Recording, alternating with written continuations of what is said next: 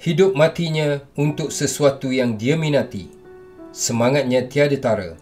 Inilah pejuang sejati legenda Bulldog Kuan, juara sukan pemotoran dua roda yang keriernya bermula di penghujung tahun 50-an lagi dan hingga akhir hayatnya pada Mac 2020 masih aktif dalam sukan ini. Dan I pun terus tanya, kenapa Bapak? Bapak, why kenapa semua telanjang?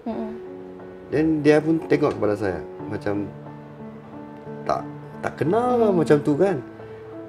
So saya tanya lagi kenapa. So dia tengok sama saya, dia tanya, oh you dah check track dah? Ini apa pula? There's one man, customer lah, who like to come and let Bulldog do his bike for him, repair lah.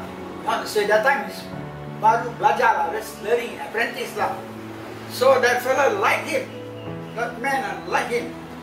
So that man give him $1. The end shop is a Chaitama. $1, go and buy me a Bulldog and stop.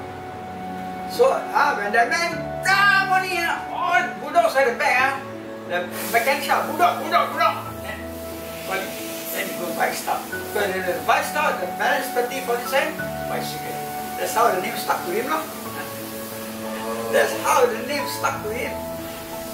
Bulldog.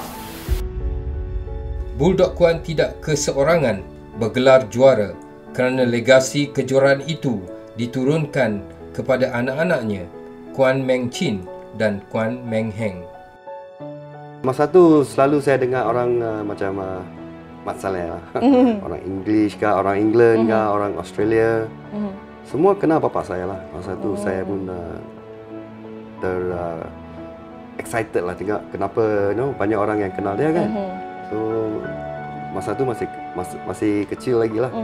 Dan bila datang cakap tentang racing, semua orang suka kepada dia dan tanya macam mana nak berlumba, nak jadi top rider macam ni lah. So bukan orang Malaysia saja, orang Mat Saleh pun nak tanya dia. Terkenal. Dia kenal. So dia banyak tunjuk ajar kepada especially macam customer dia kan. Dulu masa tu banyak masalah.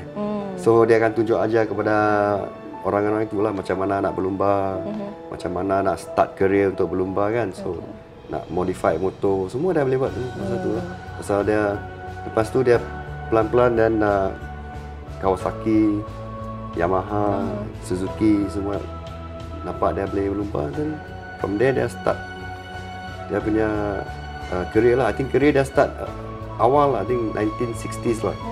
Masa tu masa time tu dia bukan Yamaha, bukan Suzuki atau Honda. Masa tu dia guna Norton. Every Sunday we start from airport main lepas airport, we go around island. Yeah. So he always will take a racing line. After that, watching, you cannot do this, it's very dangerous. You cut this way, you're going this way, this car or lorry coming very heavy. I don't know lah. You listen to me. His favorite word, you don't know. You listen to me. Okay. Smash into one doctor's car. He like that. He did here. It was thrown over to the back. Over to the back. Then I went. I don't read this fella. He could challenge one Chinese boy lah, Aho. This Chinese boy, he is riding a Honda car. This Chinese boy riding a 175 Honda. Actually, your Honda car, you cannot follow your 175, but he whacked and want to beat him. He want to win only lah. William Christopher Howell adalah rakan akrab yang sama-sama menjadi pesaing dalam setiap perlumbaan. Howell banyak membantu Bulldog Kuan untuk merealisasikan impian bergelar juara walaupun beliau tiada kemampuan di segi kewangan. Bukan saja bapa, dia also macam pendorong kita orang untuk berlumba. So masa tu masih kecil lagi lah. Saya, abang dengan adik pergi tengok dia berlumba. Race pertama dia yang saya pernah tengok bapak saya race dekat Penang Grand Prix lah, Esplanade. I think masa tu tahun 1974 saya rasa. Masa tu saya umur 6 tahun. Ya, pergi tengok dia race. Jadi pertama kali saya pergi tengok race dia terjatuh. Okay. So lepas tu tiap-tiap hari lah saya selepas tengok dia berlumba, dan ada minat lah untuk berlumba. Jadi tiap-tiap hari dia akan balik cakap tentang motosikal, cakap tentang pelumba-pelumba.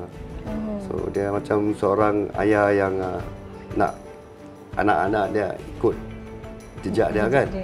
So dari situ kita mula suka berlumba. Dulu dia garang, dia selalu marah, ada marah kan. Biasalah bapak kan. Ada dulu kerja buka kedai motosikal juga. So pressure dekat kedai, lepas tu pressure dekat racing. Garang dulu, garang juga. Lah. Dulu garang juga dia. Tapi dia amat berdisiplin lah. Sudah menjadi resam kehidupan, setiap yang manis pasti ada pahitnya. Begitu juga dengan Bulldog Kuan apabila ditimpa kemalangan ketika berlumba. Dia patah kaki. Yang tu di race. Masa tu masa kecil lah. Tapi ini yang mak yang beritahu kepada saya. Dia sedih pasal dulu kaki patah, you bukan macam sekarang Mark Marcus. Patah hari, you besok boleh race. Taruh besi, you boleh race. Dulu tak ada. Dulu kaki dia patah, dia lantar dekat hospital dekat 5-6 bulan sana. Bulldog Kuan tidak pernah serik atau berputus asa. Semangatnya untuk berlumba diteruskan dengan pelbagai kejayaan podium. Semangat itu diterapkan ke jiwa anak-anaknya. Sebagai seorang pelumba, dia memberi banyak nasihat lah. Bila saya jadi pelumba, banyak nasihat yang diberi kepada saya dari dia tentang pemikiran mental, macam mana nak bersiap sedia untuk nak race. Racing bukan senang, dia cakap. Ini semua mental. So bila you tak ada mental nak kacau anything, then you can concentrate. Itu yang paling important lah. Dia selalu ada beritahu kepada saya.